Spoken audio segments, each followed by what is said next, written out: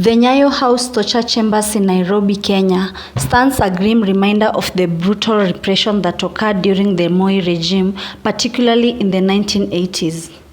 These chambers were hidden in the basement of Nyayo House, an innocuous-looking government building in the heart of the city.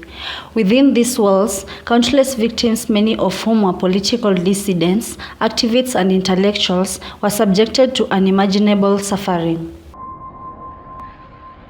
Victims were often detained without trial and subjected to various forms of torture designed to break their spirits and force confessions.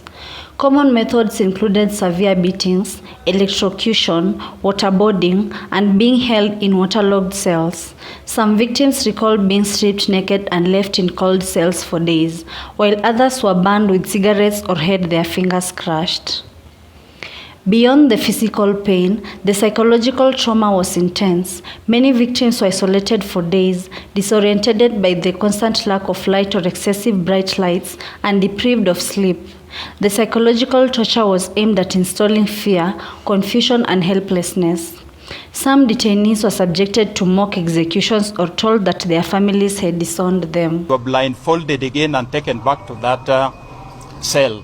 And when you were blindfolded and taken there, for the 4 days and nights that you are going to sleep there, no breakfast, no lunch, no supper.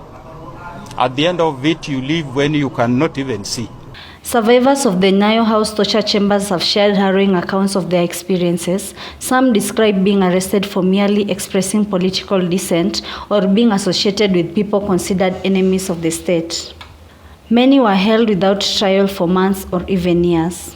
Jailed in 1982 because of participating in the coup that was supposed to overthrow Moi. The alleged, that is. One survivor, Maina Kinyatti, a university lecturer, was arrested for allegedly possessing seditious literature.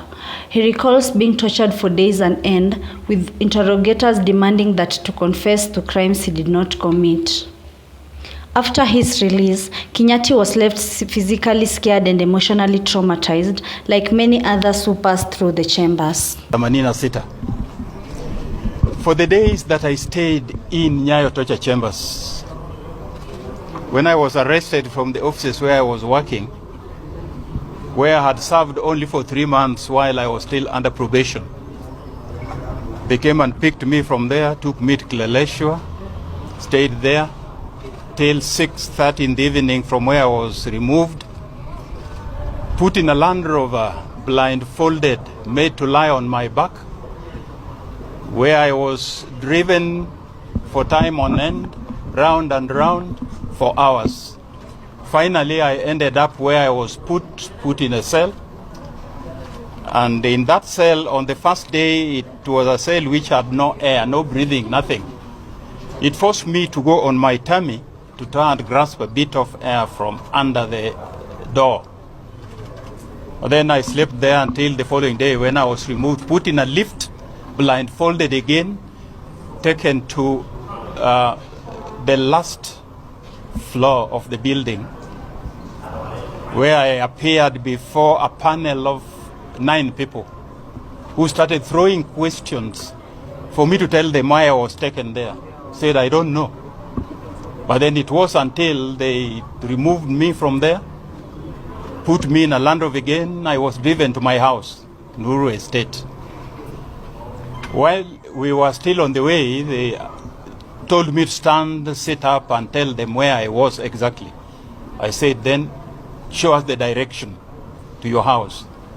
I showed them, they drove me up to that place where they went and ransacked, turned everything upside down. Took whatever they were to take, some books, plus my passport and ID. Then I was brought back, taken back to that cell, torture chambers up there. Questions started.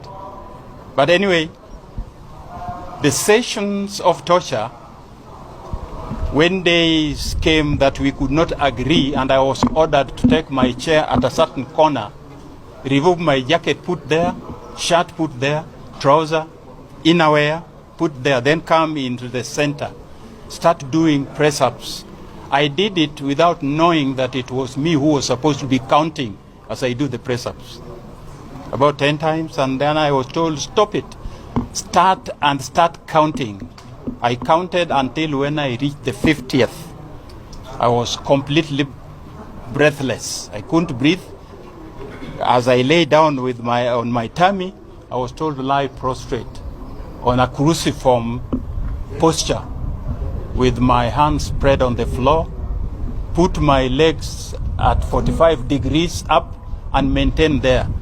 Somebody stands on your right hand and another one standing on your left hand so that you cannot use your hands to support your legs up. The moment they saw it was coming up, they took a table chair which was sit on the floor. It got broken. Then 4 people, each one of them got a piece. When I was asked, have I ever been beaten with mob justice? I said, no. Today you will face it. So it was the beating as I tried to maintain my foot there, stopped a bit, told me, come up, put your one finger down, start going round. You go clockwise, anti-clockwise, clockwise, anti-clockwise, until you start feeling dizzy. You go down again. Now it's when you lie and they want to do the work on you. So that happened to me first time, second time, third time, fourth time. When I agreed and I said, whatever you want, write it down and I will sign, and you get what they said, no, you have to say everything from your mouth. And it was said.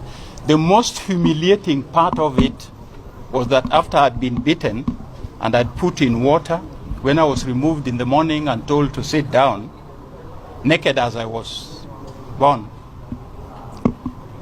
a very beautiful lady came with a panga in her hand, asked me whether I'd been circumcised.